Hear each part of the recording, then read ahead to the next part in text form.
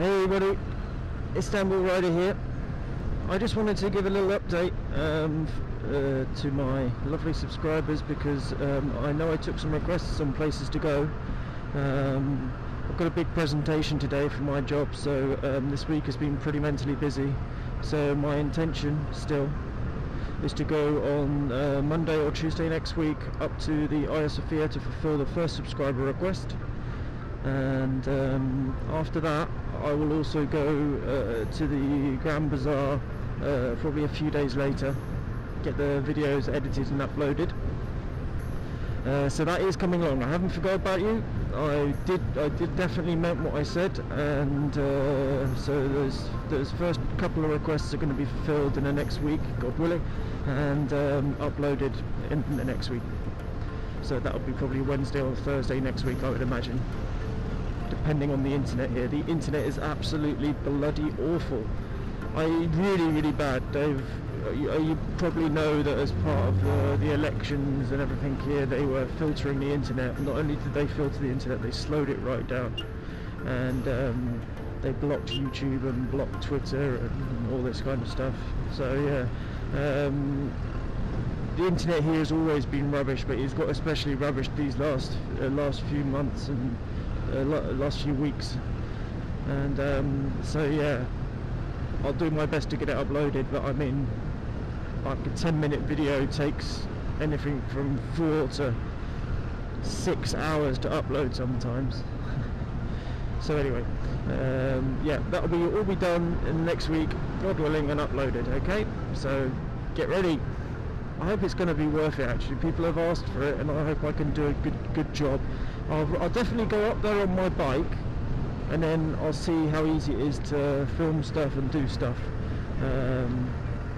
I try to do as much as possible on my bike. Okay then guys, catch you later, bye bye. Just wanted to give an update on the elections. So, as you know, the elections happened here, and one of the things that really interested me was the way the news coverage has happened. Now in Turkey, the news is all under the thumb. It's pretty much the same as Egypt. They have the illusion of press freedom, but they don't have it at all. And so everything here is extremely controlled. That's why there are more journalists in prison here than any other country, I believe. And so you can't rely on the Turkish media, even though there's things like CNBC and stuff like that here. You can't really rely on that. Al Jazeera Turk has come along, but they've been very quiet because it's a very new channel. It'll be very interesting to see how honest they are. Although I saw a report from them the other day, and they seem to have accepted that these elections were fair and all that. I guess this one is, there have been lots of allegations going around on the various around the internet here, and these allegations aren't just like written allegations, they're actually video proof allegations.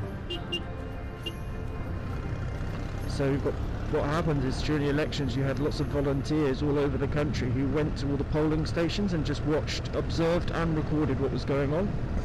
And in this particular polling station they're recording it, and the guys are counting the votes, and he gets to the vote and he goes, oh, this person has voted for AKP in the local elections, but in the like in your district elections, but in the municipality election, his local municipality, his city, he hasn't voted, he's left it blank. He must have meant AKP, and he draws a line through AKP and counts that as an AKP vote. I mean on camera, doesn't care. It's unbelievable. There was lots of stuff like that going on apparently, and then there was even more blatant irregularities where there were seats that were important to them, i.e. the AKP. What appears to be happening is they'll start counting the votes, and maybe the other guy is ahead, and say, okay, this isn't good. So each ballot box they open, they'll only count 1,000 votes for AKP and 1 for that person that's beating them, and then open the next box and do the same again and the same again and the same again until the AKP is in the lead, their candidate is in the lead, and then they stop counting. So you've got lots of places where like only like 30 or 40% of the vote was counted. Or you've got some places where the voting stopped and both the AKP and the opposing member were on exactly the same percentile points. It's unbelievable, it really, really is. And I was very disappointed by that, actually. I thought, you know, maybe naively, but I thought he was going to give the people a fair vote, you know, a fair chance. Because I was convinced he was going to lose Istanbul, and I was convinced he was going to lose Istanbul and Ankara, but for some reason he didn't, and I'm pretty sure it's because votes simply weren't counted, counts were ignored, or there was even blatant manipulation. So then I went to the press and I thought, okay, I'm not going to get anything in Turkey, but surely the foreign media will have picked up on these videos, which were still put out on Twitter and YouTube and things like that. And did they? No, they completely ignored them. And then you look at the internet, or you look at the news sites all over the world, and they talk about how Erdogan, you know, passed his test, his challenge, and how he's got massive support and blah blah blah. So I was really disappointed by that. The other thing that wasn't picked up on, except for one small program on the BBC, the guy mentioned it, and then 5 seconds later they moved on. They didn't even really discuss it. Is the fact that one of the other audio clips that was released of private taped conversations between top level ministers in his government was how they were talking about carrying out attacks on their own people so that they could enter the war in Syria. They could basically go to war with Syria. I mean, it's unbelievable. It would be like when the Iraq war came up, it would be like Bush saying, okay, let's blow up a few of our local shopping malls. Let's blow up a few of our local shopping malls so that we can go to war in Iraq. Really, that's what it is. False flag operations, that's what they call it. It's recorded clear as day, voice verification and all this kind of stuff, and not a single foreign media channel has picked up on it other than that 5-second mentioning on the BBC. So I'm not really sure what's going on here. It seems nobody's interested, or oh, pardon me, I think I'm going to sneeze again. Oh, alhamdulillah. Oh, sorry about that. Managed to get my visor open, but I'm pretty sure the old bit that goes around my chin is going to be covered in snot. Anyway, where was I?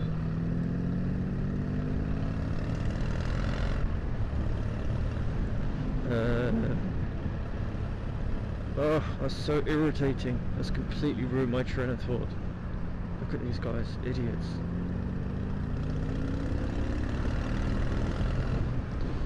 Sorry, let me concentrate on doing this and maybe I'll figure out where I was. I was talking about foreign media and how disappointed I was. Ah yes, in covering the fact that they want to go to war with Syria. I mean, I think the other thing is actually that the money markets are also extremely happy with the elections, because they've basically, you know, restored, or they did restore the increase the value of the lira by about 1.5%, 2% or something like that it was. But actually it's lost that again now. So it's really, really weird. There's a lot of strange things going on in Turkey at the moment, politically, inside and outside, and a lot of countries angling to get involved in Syria, especially now that Russia is messing around in Ukraine. I've got a feeling a lot of people in NATO want to take away one of Syria's, take away a Russian ally, if you want, but more importantly a Russian customer in terms of money, providing money for arms. So this is really weird that Turkey seems to be a playing ground for this. Anyway, I just wanted to give that update on the elections and what's going on here and how awful it is. Okay, thanks a lot guys, catch you later, bye.